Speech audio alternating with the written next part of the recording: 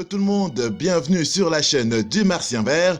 J'espère que tout se passe bien pour vous. Pour moi, ça va super bien. Et aujourd'hui, comme promis, on va parler de Mouammar Kadhafi et de l'Union africaine. Alors je vous dis à tout de suite.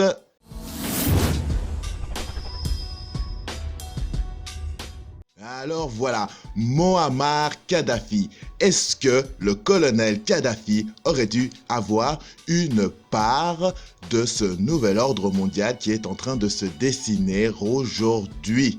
Ouais, parce qu'on sait que quand même le colonel Kadhafi avait formé l'Union africaine et qu'il avait des grands projets pour la Libye et pour l'Afrique. Et que surtout, la Libye était l'un des pays les plus riches de l'Afrique. Et donc, il avait une très grande influence au sein de cette union africaine. Et c'est pour cela que je pense qu'à un moment donné de l'histoire, c'était lui qui aurait dû avoir les rênes du nouvel ordre mondial ou du nouveau monde, vous appelez ça comme vous voulez. Mais bon, tout de suite, on va vite fait voir un petit peu l'histoire de ce colonel. Mouammar Mohamed Abou Miniar Kadhafi est né en 1942 dans une zone rurale située à l'extérieur de la ville de Sirte, dans le désert de la Tripolitaine, à l'ouest de la Libye. Alors sa famille viendrait d'un petit groupe tribal, il n'était pas très riche et il serait d'ascendance berbère mais arabisé. Donc il grandit dans la région de Sirte, il reçoit d'abord une éducation islamique, puis va ensuite s'orienter vers la culture bédouine, ce qui d'ailleurs va influencer ses goûts pour sa vie personnelle, et donc il préférait rester dans le désert que rester en ville. Plus tard, dans son adolescence, bien sûr, Mouammar Kadhafi étudie le droit à l'université de Libye. Puis, désireux de faire carrière dans l'armée, il entre à l'académie militaire de Benghazi en 1963. Et c'est là qu'avec d'autres élèves officiers, il organise clandestinement le mouvement des officiers unionistes libres afin de renverser la monarchie libyenne actuelle, enfin de l'époque, qui était pro-occidentale. Donc on voit que déjà très jeune, Kadhafi avait envie de changer les choses en Libye. En effet, il y avait une grosse autorité de la monarchie libyenne. Et donc son but premier était d'abord de renverser cette monarchie. Et de toute façon, c'était pas le seul à le dire, hein, bien sûr. C'était quasiment toute la Libye qui était un peu contre cette monarchie. C'était un peu de la tyrannie. Et c'est bien pour ça qu'ils ont tenté des coups d'État. Le premier aurait dû avoir lieu le 12 mars 1969, mais il se fit finalement la nuit du 31 août au 1er septembre de la même date. À savoir qu'il y avait aussi une répression contre les frères musulmans qui venaient de s'installer un peu dans les environs. Et c'est pour cela que l'on peut apercevoir des photos, notamment avec Mouammar Kadhafi, avec à ses côtés Gamal Abdel Nasser, donc le président égyptien de l'époque, qui était très anti-frères musulmans, je le répète.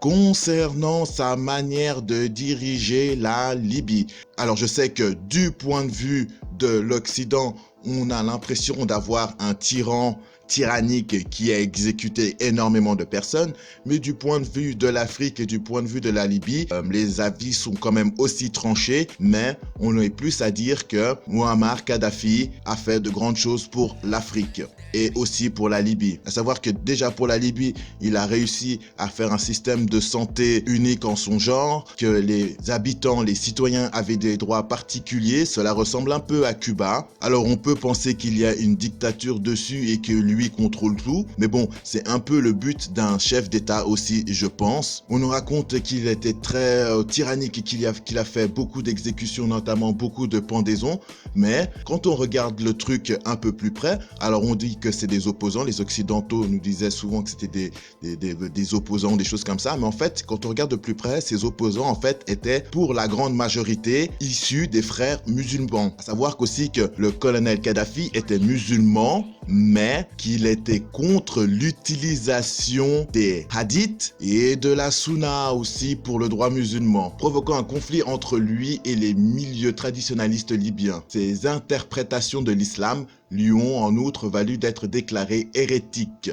Kafir. Et donc, l'Union africaine, auparavant Organisation de l'Unité africaine, qui avait été créée et présidée par l'empereur Haïlé Sélassié Ier le 25 mai 1963 et qui a été dissoute en 2002. Et donc, la nouvelle Union africaine est née le 9 juillet 2002 à Durban, en Afrique du Sud, en application de la déclaration de Sirte du 9 septembre 1999. Sirte, c'est pas de là d'où vient Moammar Kadhafi. Et donc, l'état actuel de l'Union africaine sans Moammar Kadhafi, bien sûr, le président est Cyril Ramaphosa, d'Afrique du Sud. Il y a 55 États membres, je ne vais pas les lister parce qu'il y en a 55, ça prendrait toute la vidéo. Et tenez-vous bien, la superficie totale de l'Union africaine, c'est 30 415 873 km², avec une population d'1 156 648 000 habitants environ. Et ça, ce sont les données de 2014, bien sûr. Donc, l'Union africaine. Pourquoi l'Union africaine? Parce que cela fait belle lurette que certains occidentaux sont venus en Afrique pour piller les ressources. C'est ce qui s'est passé. On ne peut pas le nier, c'est comme ça actuellement. Il ne faut pas le nier, c'est le passé. Certes, mais les pays ont dû réagir par rapport à ça. À savoir que la plupart de ces pays sont très pauvres et que la plupart de ces pays ont acquéri leur indépendance environ dans les années 60. Et donc, ce n'est pas pour rien que cette Union africaine, dans ses prémices, a été créée en 1963. Mais donc, la dernière version a été créée sous l'influence de Moammar Kadhafi. Comme je vous l'ai dit, l'un de ses derniers projets avant d'être exécuté, moi je dis plutôt ça comme ça, c'était d'acheminer de l'eau courante dans toute l'Afrique. C'est-à-dire du nord de l'Afrique jusqu'au sud de l'Afrique. De l'eau courante dans les robinets, à l'intérieur des maisons de chez tout le monde. Ils avaient des grands projets. Lui, il avait des projets pour la Libye, mais il avait les mêmes projets pour toute l'Afrique. Alors comme je le dis, je répète encore, on peut dire tout ce qu'on veut sur Moammar Kadhafi. Quand on regarde les médias africains, on voit que les gens l'adoraient pour la majorité. Après, c'est clair, on ne peut pas plaire à tout le monde, comme partout. Mais de la vision de l'Occident, on avait une impression d'un grand dictateur. Et c'est pareil pour tous les autres. Et c'est bien pour ça que les États-Unis ont en effet effectué ce printemps arabe. En effet, il fallait destituer tous ces soi-disant dictateurs. Et Kadhafi faisait partie de ceci parce que c'était un danger pour les plans de l'Occident, les plans par rapport à l'Afrique, les plans d'exploitation minière par exemple, ou alors exploiter l'Afrique à des fins pharmaceutiques, comme ça va être le cas pour le coronavirus, et de manière industrielle afin de puiser les ressources premières telles que le pétrole, le cobalt, enfin, plein de choses comme ça. Vous savez très bien que l'Afrique est le grand réservoir du monde, excusez-moi, et que les Occidentaux et même les Asiatiques voient d'un mauvais œil cette Union africaine car elle empêcherait les transactions. Et c'était exactement le souhait de Moammar Kadhafi en créant cette Union africaine. En fait, tout comme la Libye, Moammar Kadhafi ne voulait pas être sous l'autorité de quelqu'un. Ce qu'il voulait, c'est que la Libye soit autonome et que l'Afrique soit autonome. Il aurait voulu que les États membres de l'Union africaine ainsi que tous les autres puissent enfin pouvoir s'affranchir de l'Occident. Parce que même après les révolutions qu'il y a pu y avoir partout dans toute l'Afrique dans les années 60, au moment où ils demandaient tous leur indépendance, n'étaient que les prémices d'un contrôle encore plus grand. Et donc, l'Union africaine a pour but, comme l'Union européenne et comme les États-Unis, de s'entraider et de devenir plus forts. Alors, l'Union africaine est le nouvel ordre mondial. Comme je vous l'ai dit tout à l'heure, Moammar Kadhafi voulait que l'Afrique entière soit libre et sous la coupe de personne. Et donc, forcément, étant chef d'État de la Libye et chef d'État de l'Union africaine, il se devait d'aller discuter de plans économiques avec l'Occident. Et bien sûr, ce qu'on sait peu, c'est qu'il refusait quasiment toutes les transactions. Il ne voulait vraiment pas faire de transactions avec l'Occident, si ce n'est pour un peu de pétrole ou des choses comme ça. parce qu'il savait qu'en faisant certaines transactions, l'Occident aurait la mainmise sur son pays et ainsi sur l'Afrique. Il voulait faire en sorte que on arrête de piller l'Afrique. Et donc, après plusieurs tentatives de, on va dire ça comme ça, je mets des petites guillemets, mais de corruption, Kadhafi a commencé à en avoir marre, sérieusement, et là, il a commencé à dénoncer les plans qui lui avaient été expliqués, ces plans donc pour une gouvernance mondiale, on va dire ça comme ça. Et bien sûr, cela ne l'a pas plu parce que, encore une fois, comme je vous l'ai dit tout à l'heure, il n'est pas du tout pour qu'on utilise les hadiths, il est pour un islam plus souple ou des choses comme ça. Il ne veut pas qu'il y ait des gens qui soient au-dessus d'autres. Il ne veut pas, par exemple, avoir des comptes à rendre à l'Occident. Et c'est normal.